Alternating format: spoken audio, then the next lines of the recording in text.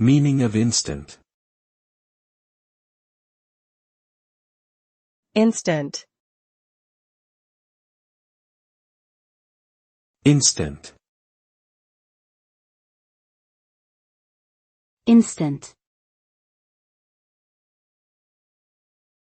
Instant. The word instant can be used as both an adjective and a noun.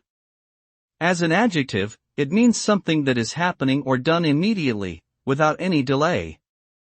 For example, an instant decision, instant noodles. As a noun, it refers to a very short period of time, a moment or an instant. It can also refer to a small amount of soluble coffee or other substances that dissolve quickly in water.